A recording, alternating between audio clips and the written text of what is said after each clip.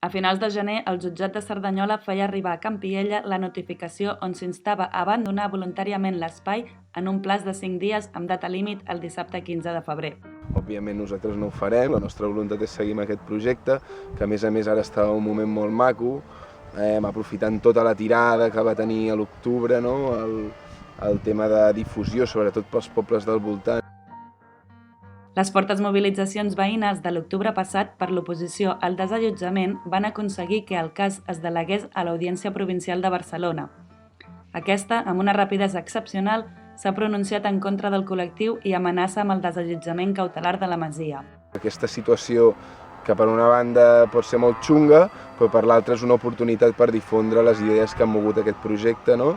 I per fer que encara creixi més. El projecte de Campiella també formem part d'una xarxa, no? de masies i d'altres projectes semblants. Llavors, si aquí ens fotéssim fora, per A o per B, doncs això seguiria, evidentment, les idees seguirien.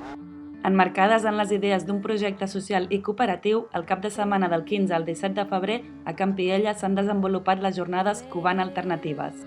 Hem fet bastantes activitats, tant pràctiques com teòriques, aquí, buscant una mica també que molts veïns i gent de Barna que potser no ho coneixia i altra gent que sí que ja coneixia i apreciava el projecte, doncs poguessin aquí vindre, donar suport i a la vegada doncs, fer alguna més constructiu i estem oberts a que continuï això.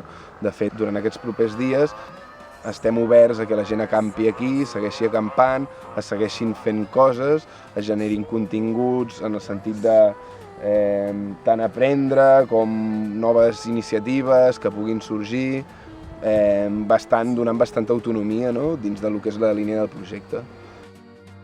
La gent que porta l'hort, que són veïns de per aquí de la zona, doncs seguirien portant l'hort, estan decidits a portar-ho i és molt més difícil que els facin fora. Moltes iniciatives havien començat aquí a la Masia, des de l'octubre cap aquí, com per exemple un curs d'horticultura ecològica en el qual venien gent supervariopinta dels pobles del voltant, venen de fet, perquè ho seguim fent, els diumenges al matí, i després, per exemple, també havia sorgit una iniciativa de persones que volen estudiar les plantes medicinals, tant teòricament com pràcticament, i que a vegades es reuneixen a la Gordi i a vegades es reuneixen aquí.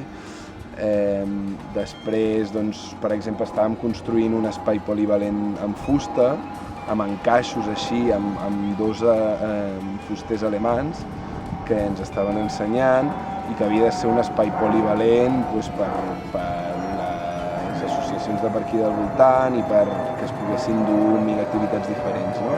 Allà. I una mica això, estàvem en un moment d'expansió i creiem que seguirà aquest moment d'expansió. Intentem que arribi, no? Aquesta voluntat de transformació radical de la societat, no? En què nosaltres creiem que s'ha de canviar de soc arrel, no? Les bases de la societat. Campiella fa una crida a estar atentes el dia que s'intenti desallotjar perquè el màxim de gent possible vagi a donar suport a la masia, ja que el número de gent present serà un fet determinant a l'hora de l'oposició. Busquem una transformació social que va molt més enllà d'aquest petit racó, però que es construeix des d'aquest petit racó també. Si ens fan fora, seguirem lluitant, i dos, és una molt bona oportunitat per difondre idees, per visibilitzar que hi ha alternatives, que es tracta de reflexionar i experimentar al mateix temps i això, no? La nostra via i la de bastanta gent que s'ho està currant.